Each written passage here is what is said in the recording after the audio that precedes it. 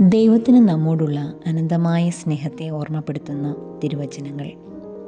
എന്തെന്നാൽ അവനിൽ വിശ്വസിക്കുന്ന ഏവനും നശിച്ചു പോകാതെ നിത്യജീവൻ പ്രാപിക്കുന്നതിനു വേണ്ടി തൻ്റെ ഏകജാതനെ നൽകാൻ തക്കവിധം ദൈവം ലോകത്തെ അത്രമാത്രം സ്നേഹിച്ചു. യോഹന്നാൻ 3:16.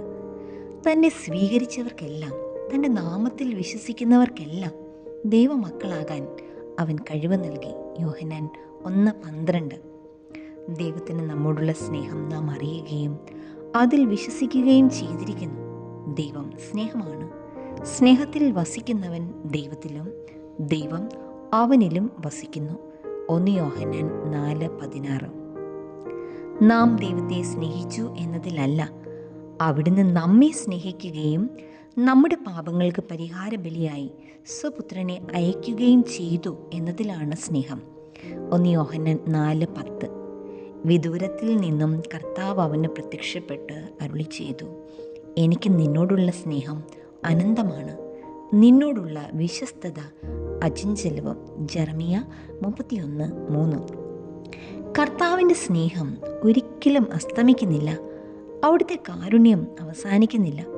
ഓരോ പ്രഭാതത്തിലും അത് പുതിയതാണ്. അവിടുത്തെ വിശ്വസ്തത ഉന്നതമാണ്.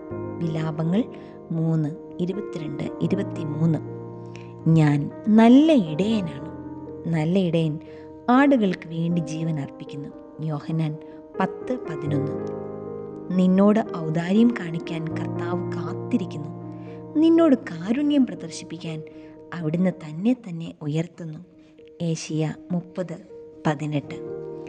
നിന്നോട് കരുണയുള്ള കർത്താവ് അരുളി ചെയ്യുന്നു, മലകൾ അകന്നു പോയേക്കാം, കുന്നുകൾ മാറ്റപ്പെട്ടേക്കാം, എന്നാൽ എൻ്റെ അചഞ്ചലമായ സ്നേഹം നിന്നെ പിരിയുകയില്ല, എൻ്റെ സമാധാന ഉടമ്പടിക്ക് മാറ്റം വരികയുമില്ല. ഏശയ്യ 54:10.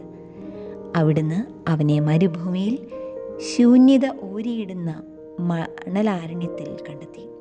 അവനെ വാരിപ്പുണർന്നു താൽപ്പര്യപൂർവ്വം പരിചരിച്ച് തൻ്റെ കണ്ണിലുണ്ണിയായി സൂക്ഷിച്ചു. നിയമാവർത്തനം 32:10.